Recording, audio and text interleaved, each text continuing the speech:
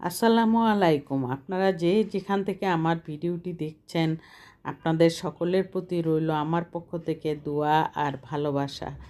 সেই সন্ধ্যায় আজকে ভিডিওটা শুরু করে দিলাম। দিনের বেলা অনেক সময় অনেক কাজের ব্যস্ততার জন্য দিনের বেলা অনেক কিছুই করা যায় না। সেই জন্য সন্ধ্যার সময় ভাবলাম যে একটু ফ্রি আছি, এখন একটু ভিডিওটা শ্যুট করে নেই। আর সেই চিন্তা করে ভাবলাম ভাপা পিঠা বানানোর মনে হলো শীতের মধ্যে খেতে ভালো লাগবে।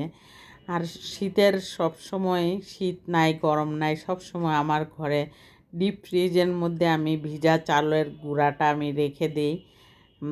রেখে দিলে যখন ইচ্ছা হয় তখনই আমি পিঠা বানিয়ে যে কোনো পিঠা বানিয়ে পাটিসাপটা পিঠা, পোয়া পিঠা, যে কোনো ধরনের পিঠা বানানোর চিন্তা মাথায় আসলে সাথে সাথে আমি ওই পিঠাটা বানিয়ে নিই।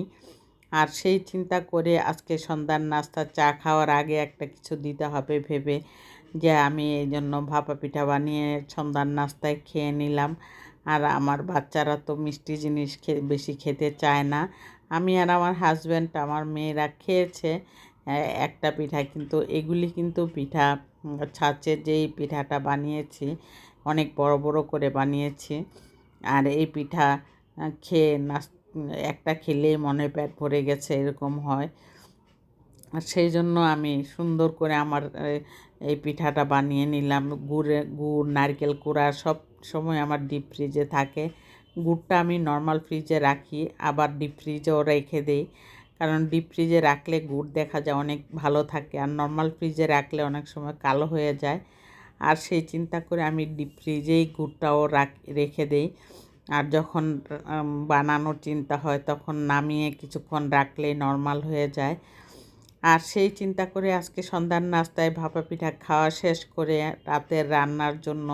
রাতে খাওয়ার জন্য আমি এই সবজি তরকারিটা রান্না করে নিলাম। বেগুন আলু দিয়ে তেলাপিয়া মাছ দিয়ে রান্না করলাম। আর এই তেলাপিয়া মাছটা আগে ভেজে নিয়েছি, বেগুন আলুটাও ভেজে নিয়েছি। আর সেই চিন্তা করে আজকে এই তরকারিটা ভিডিওর মধ্যে ধারণ করলাম। যে আমার ভিডিওটা যদি আপনাদের কাছে একটু হলেও ভালো লেগে থাকে তাহলে অবশ্যই একটি লাইক দিয়ে কন্টিনিউ করবেন, সাবস্ক্রাইব করে অল বাটনে প্রেস করে রাখবেন। আর আমার আপনাদের একটি লাইক কিন্তু একটা শেয়ারের কাজ করে, আমার অনুরোধ রইল আপনাদের কাছে। আর এই তেলাপিয়া মাছ দিয়ে কিন্তু বেগুন তরকারি অনেক স্বাদের হয়, অনেক মজা হয়। আর সেই জন্য আজকে আমি এইটা রান্না করলাম রাতের বেলা খাওয়ার জন্য। আর এই রান্নাটা কেমন হয়েছে কমেন্টে জানাবেন। আর রান্নাটা প্রায় শেষ পর্যায়ে এসেছে, আর চুলাটা অফ করে দিয়েছি।